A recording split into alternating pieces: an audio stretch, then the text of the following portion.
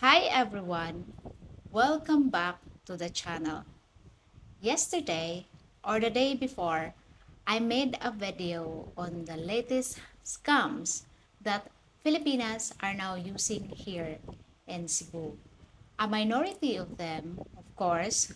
So to flip the coin, I'll tell you a story today about some of the foreigners that come here and tell a pack of lies to Filipinas in order to get in their panties. Some of the stories are so fabricated that almost laughable. But trust me, it's true. So much so that they should start off with once upon a time. Anyway, listen in and hear some truths.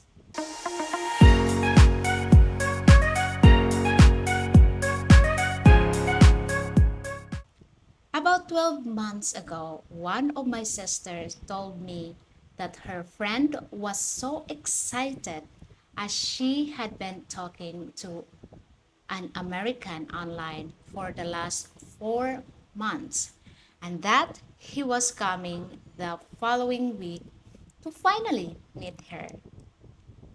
During her online chats, he kept on bragging to her that he was a self-made billionaire. In fact, a billionaire.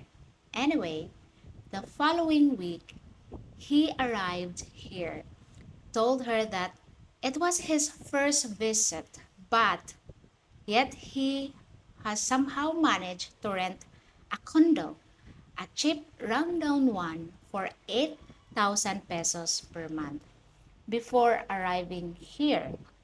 I wondered how he knew about that, but I didn't say anything at that time.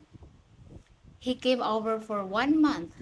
The girl he was meeting was 19 years old, whilst he was 60. He lived in a squatter area with her mother.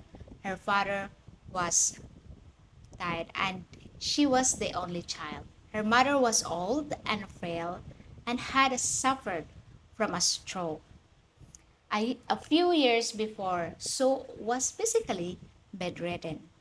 Anyway, this so-called knight in shining armor turned up at the airport. Looked like he had just walked out of a piggery, dressed like a redneck farmer, with a denim bib and breast one-piece outfit with some hobnailed boots attached to his feet. I met them twice in the coming weeks, and he wore exactly the same attire, which time accompanied with a bad smell and greasy looking cowboy hat. During his month he did not once take her out to a decent restaurant. He never even took her out for a date out to a cheap resort. And mostly, they stayed mainly in the condo, living like a cheapskate, staying in most of the time, taking advantage of her innocence. Of course, he went to visit her mother and promised that he was going to buy a big lot and build a big house and make sure they were comfortable for the rest of their lives with a swimming pool and all the trimmings, and they would never want for anything for the rest of their lives, as he would care and provide for them both. I always say about gut feelings, and he certainly gave me the gut feeling that he was an out and out Mickey Mouse liar that spoke more like Goofy and also had teeth like Goofy and was living in Disneyland, or should I say Daisyland. The month vacation passed and he promised he'd be back within 3 months to build the dream house for them.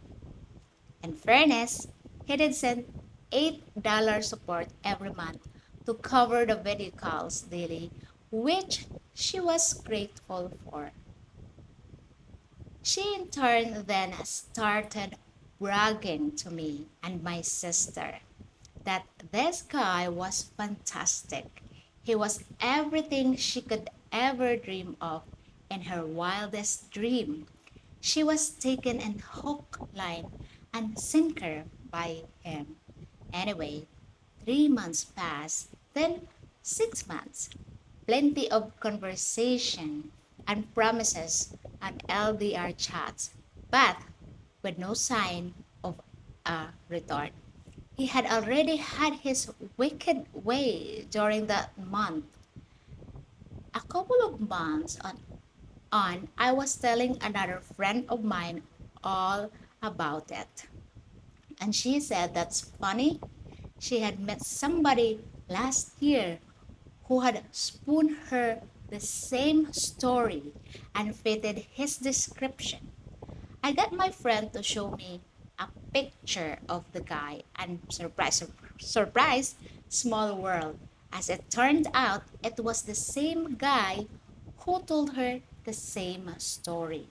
However, he didn't change his story to this girl and said he was a policeman. I reported back to my sister's friend and updated her. She then confronted him on the next video call and said that you dated another previously and that she had said he was a policeman. But now the lies were becoming exposed as he had lied, saying it had been his first visit. He admitted then that he was just a policeman against something I did not believe. So whilst he was in the house, she video called him and asked him to show her his police uniform that was clean and ready for work in his wardrobe, or his handcuffs, or baton, or police ID. Whereupon he just laughed and said, "Yeah, you've got me there." Actually, I worked in a petrol station as a cashier, and that was the real reason he could not return for another year until he had saved some money. That was it. That was his job. She cried her eyes out, not because of the money, because of the lies and the promises he had made in order to gain access to her panties. In all reality, she had not wanted money. All she wanted was his love, not his lies. Of course, she could never forgive him, as not only had he lied to her and given her hope, he had also lied to her mother and broken her dreams also. She cried like a baby on my shoulder, and the only comfort I could offer her was at least he didn't get her pregnant. That's one God blessing. I guess he must have been very insecure to fabricate such an elaborate story in order to fool her. We can say she was stupid to believe him all along. But she was young, naive, and desperate to lift herself and her mother out of poverty.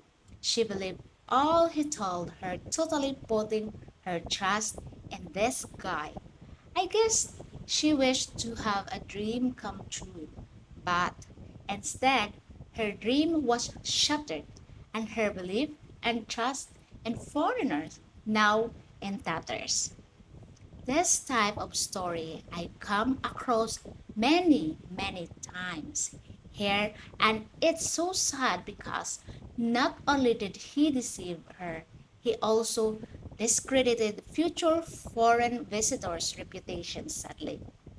This type of scenario I have heard many times from foreigners saying they are an astronaut or an airplane pilot or the owner of a large company or an oil tycoon.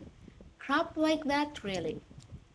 Whilst, of course, most foreigners are genuine, again, the minority spoiled it for the majority. And there you have it. Here's a simple story. Maybe it sounds a little boring, but this type of foreigners leave a trail of heartbreak, destruction, and pregnancies all over the Philippines. So please, if you do ever come here, just be yourself. Be honest. You don't have to impress anyone with money, bragging, or Mickey Mouse jobs, and a pack of lies. See it as it is, as the truth is like smoke in your hand. Eventually, it comes out, which is not good as ambassador of your countries.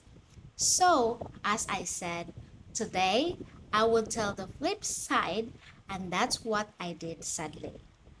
So, I will in certain cases, defend the Filipinas just as I always advocate foreigners and stand up for them also.